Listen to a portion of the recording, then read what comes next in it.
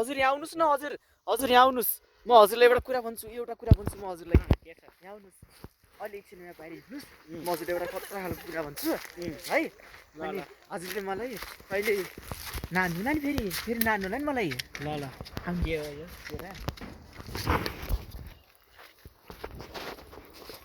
के हो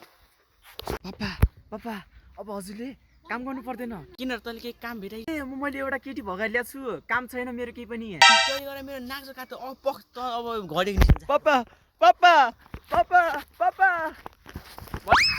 त्यही बस् त अब तर अब घरदेखि त अब घर आउनु हुन्न पापा मैले केटी मात्र होइन 20 लाख पनि लिएर आएको छु